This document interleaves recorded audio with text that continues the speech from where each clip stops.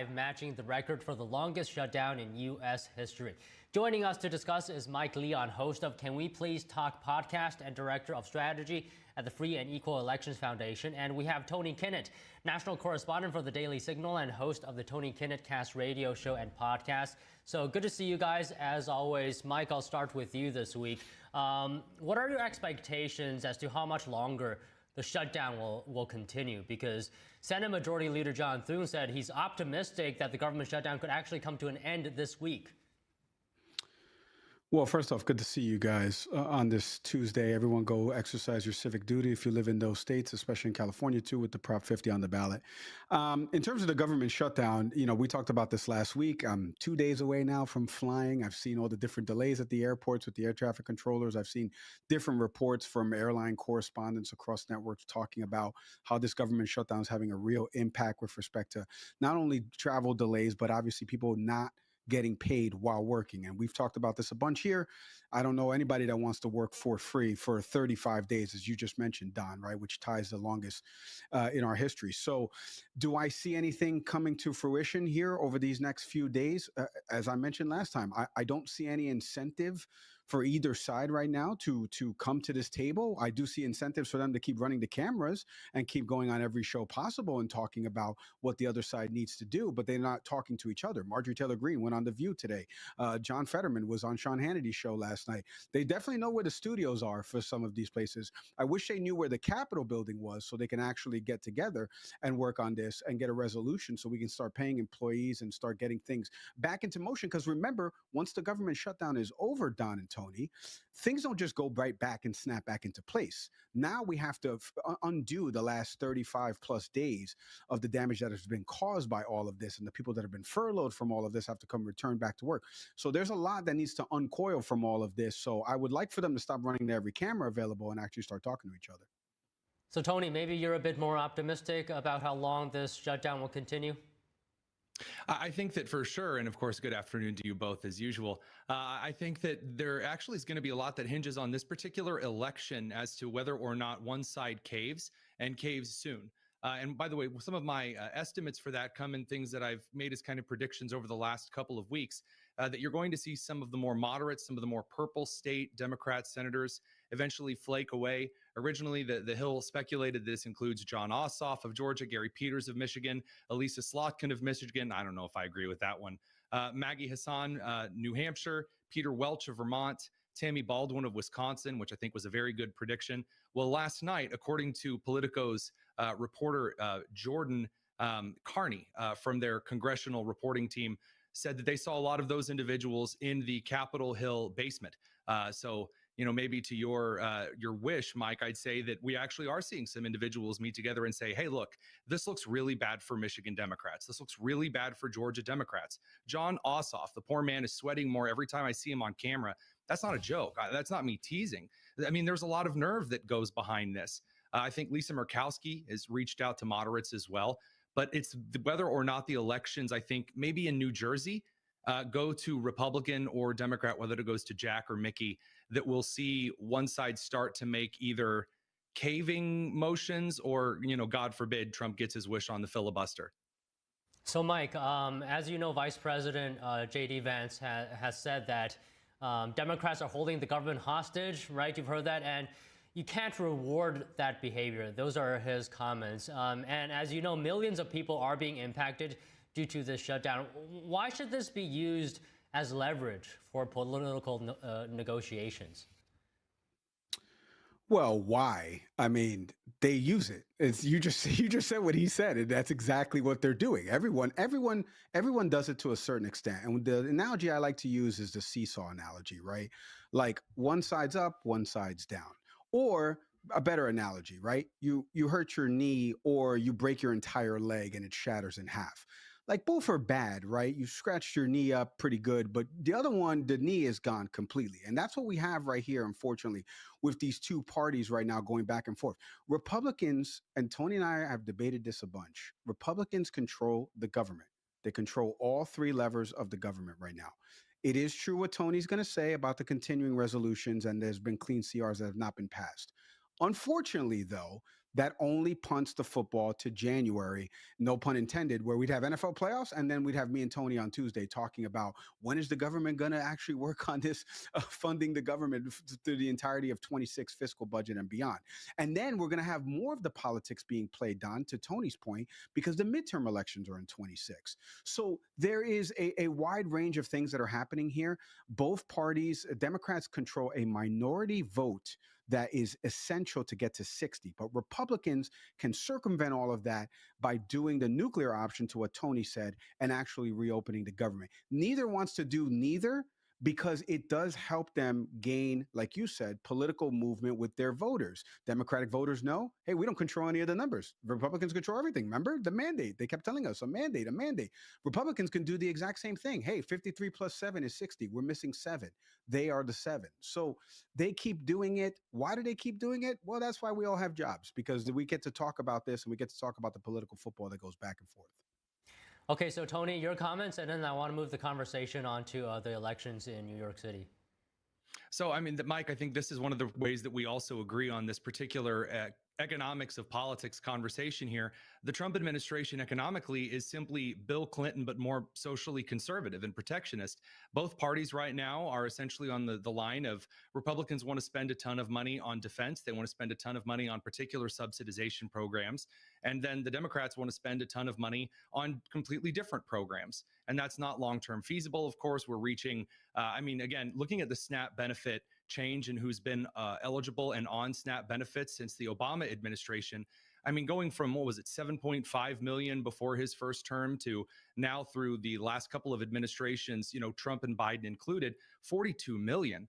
That is a lot of Americans that are on yet another government entitlement program, some who absolutely need it, some who absolutely don't, as we've seen from some of the cases of fraud.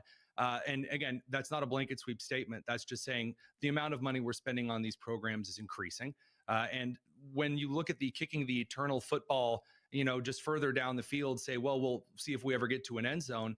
Yeah, the end zone is coming. And I think that while I'm not a fan of the nuclear option, because then you want to see political theater and just one side gets all, then yeah, I mean, the nuclear option becoming reigning supreme will essentially just makes the Senate another House of Representatives. I mean, it already is that way after the failure of the amendment that removes the state election of senators through the legislature. So again, yeah, I think a lot of this is political theater, but I'm a little more optimistic that both sides are actually losing favor over this.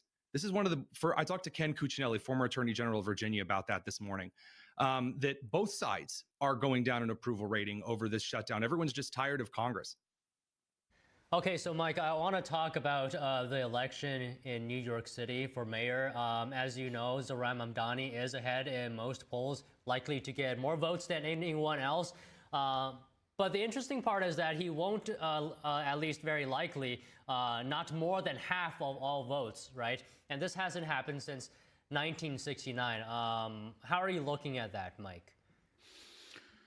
Yeah, well, I'm looking at the mayor's race a couple of different ways. I love the package that you guys played before we came on, especially in New York and New Jersey, 2 states that I lived in and went to college in New Jersey, because those packages convinced me that we need not only civics education in this country, but we need people to get a little bit more informed about the issues, especially when it comes to the buzzwords of socialism and communism, as the son of a kid who left a communist country that is now an authoritarian regime. So I'm going to leave that right there, because there's a lot of terms and people love to throw the buzzwords out there. But in terms of Zohran winning this election, RCP, my friends over at Real Clear Politics, Tom and Andrew and them, they do a great job with the polling. It shows he's around 46%. He's probably going to win this by a good wide margin. And then I think from there, what we're going to see over the next couple of months of Zohran Mamdani being the mayor will be over scrutinized. You want to talk about political theater. Every single decision or any type of granular decision that's made, especially when it comes to New York City, arguably one of the biggest cities in the world, is going to get over magnified, especially if, to Tony's point, tonight goes the way of all of the Democrats, meaning they win the Virginia governor's race, meaning they win the New Jersey governor's race with Mikey Sherrill, and they win the New York City mayor's race with Zohran Mamdani. Everything now is going to be, is Zohran the future of the party? We saw conversations like this when Eric Adams was winning in the primary against Andrew Yang, and then all of a sudden now you can't find Eric Adams on a Democrat milk milk carton. He wouldn't be on one. He's missing. So, and I think that's the problem now with Zoran. When it comes to this election, what I want people to understand out there, first off, nobody's fleeing New York City. And if you do flee New York City like I did, it's because you can't afford to live in New York City. It's because the apartment I lived in that was $3,300 a month is now $5,700 a month. And my salary has not gone up, Don. If anything, it's stayed flat. That's the reason why people are leaving New York City. It's not because he wants to defund the police. No, he wants to keep them at the $33,750 that they have allocated. He just wants to add more community enforcement and mental health service providers. So that way, like we have recently with the NFL running back Doug Martin, that had a mental health breakdown. Police were called to the situation. There was no mental health officers that were called, and he lost his life after dealing with police in that encounter. That happened in California. In New York City, we need to have more mental health professionals that are available on resource to be able to deal with these issues so they can help police. It's not about getting rid of police. So my message to all New Yorkers out there, calm down for a second. You're not going anywhere, Meghan McCain. You're not leaving that apartment. I know where you guys live. Like, everybody calm down. You're going to stay in New York City. You're going to be fine. They did this with Dinkins. They did this with de Blasio. You're going to be fine. Okay, so Tony, maybe you can now speak to Mamdani's policies. How popular or unpopular do you think it is with the electorate? So I'm hearing a little bit of have your cake and eat it tooism, and I've seen this from a lot of the Democrat strategists who are nowhere as deep thinking about issues or as honest about issues as Mike is. And Mike is the cream of the crop when it comes to actually thinking through things to the other side. And he has said a lot of those things before, and I'm not just trying to fluff him up here. There are a lot of strategists over the last couple of months who have essentially taken when Zoran has said defund the police, and an earlier moment said, I want fewer police officers, his words. And then after he was pushed and shoved and prodded by, you know, PR agencies and CARE, which funded a large portion of his campaign, we're now finding out due to comments by Linda Sarsour. And then, of course, through some current officials, now he's been forced to kind of walk those things back.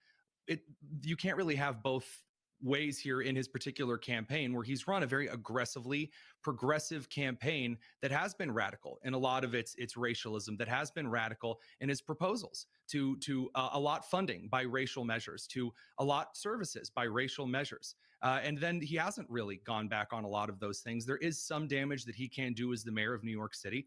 And to the no one's fleeing New York, there are a lot of businesses that have begun sealing up deals and closing things early. I would suggest that Cuomo here, as much as I don't like him, missed a huge opportunity. Let us say that in a particular instance that there is a Don Donnie that's running for mayor somewhere, and he's really, really radical.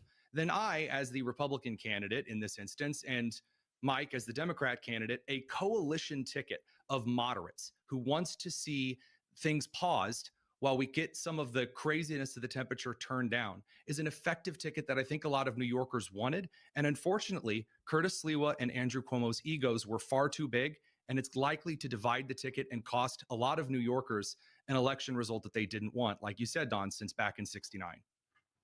Okay, Mike, you probably have a response, right? Can we hear it? No, Tony's the best. He's really good at saying a lot of these things. And not only that, the only thing I will take umbrage with is the connotation around radical. He is right about some of the things that Zoran Mamdani has said that he's had to walk back, right? There are certain things, and especially the campaign donations. His campaign has returned back some foreign donations that they got recently, and they were getting killed by that, by the campaign finance board, saying, hey, these are donations that they should have returned months ago. So there's always some truth in all of that. And I do agree about the coalition building. Here's the problem that I have, right? Republicans have never run a serious candidate outside of Giuliani years ago. And Siwa was able to get up that Republican ticket when you had an opportunity, to Tony's point, given off of what happened in 24, 25 running against an inexperienced democratic socialist. You can still use the buzzwords when you're talking about the socialism, but you can harp on the inexperienced part of this and what Republicans can do to change that, versus Andrew Cuomo was a fixture in New York politics and has drawn the ire of the president in 2020. He left with 2 scandals, not only in terms of his decision-making on policies with COVID, but also scandals in terms of sexual harassment. You had a clear opportunity there to actually give a serious third candidate. And look, Curtis Siwa has been in my life since like 1981, Don. I was born in Long Island Jewish Hospital. I've known about Kurt Sewell for forever. I've known about that stupid beret for forever. And that's the problem. Anybody would tell you, and Donald Trump alluded to this in the Oval Office, that beret gives off a connotation that you are not serious. The guardian angels are not a serious thing. You have never worked in any type of public office. You never even tried to gain some type of office like an assemblyman, like what Zoran did. So when you don't put a serious candidate out there like that, unfortunately, this is what you get. And I think Republicans had that chance, to Tony's point, because of Cuomo, the scandals, inexperienced Democratic socialists. Hey, by the way, I'm a Republican. I believe in capitalism, law and order. Boom, give me somebody serious. And maybe New Yorkers would have had a little bit more of an actual Jack Ciattarelli, for here. instance. Yeah, there you go. All right, Tony. I want to get your opinion on Mamdani's policies, specifically, for example, freeze on rent increases or free childcare and no bus fares. What do you think about those policies? So, well, there's the pragmatic and the real, and then there's in theory. So in theory, those policies, when they're tried, they don't work. They don't. They burnt fun little flats of New York City down in the 70s over insurance issues. You have situations where the free bus fare was tried in places like St. Louis. It failed. It's been tried in other cities in the United States and around the world, and it doesn't do very well at all. There's just a lack of respect when things are just given kind of free off the walk. They don't actually provide the counter incentive that is supposedly given. They've talked about that here in Indianapolis. It really isn't going anywhere. As to the free childcare and the rent freezing, he doesn't have the ability to do that kind of rote in fiat as mayor. And even in the case where he did have such authority on freezing the rent for housing, he doesn't even have the functional ability over 100% of that kind of housing, only 25%. And it would be a board independent of his control that would have to approve the various means and measures to freeze rents in certain cases. And he was also forced on the grocery store, the state-run, city-run grocery store measure, to walk that back today on CNN because he just doesn't have any kind of a meaningful pathway forward. So what does he have left to really anchor support for his base? He has law enforcement in New York City. And that's where my concerns really come through. When you push the guy who has all of these goals to accomplish, we saw this with Trump in the first term, right? He had certain things he wanted to do and he couldn't do. So then he ended up overcorrecting into the few areas he did have control over. And they got way more exacerbated than perhaps if he had actually accomplished all of those things in a measured way. The spending of political momentum, if you catch what I'm trying to get at there. Okay, Mike, we have to wrap up. If you have any real quick comments, maybe 30 seconds that you'd like to share. Well, I think for tonight, I'll be watching the way all these races play out, because to Tony's point, I hadn't even thought about it with the government shutdown. Maybe it does have a needle mover if we see Spanberger win by, plus 8, 9, 10 percentage points. Mamdani clearly wins by the 15 percentage points right now. And if Mikey Sherrill, I actually think Jack is going to win tonight, but if Mikey Sherrill were to win by such a margin in New Jersey, mainly because of Phil Murphy and his approval rating being so low that he's a Democratic incumbent, I would think that Jack would win. But if all three go to Democrats in such wide margins, I do think that it sends a message, to Tony's point, to voters out there that they're maybe not happy with the way the Trump administration is doing things. And it could lend those moderate Democratic senators, maybe even some moderate Republicans like Lisa Murkowski and them, to say, hey, how do we talk to each other now? Because we lost in a big way come election night. All right, Mike, Tony, always great to speak with you guys. Thank you so much for your time today. Thanks, guys. Thank you, guys.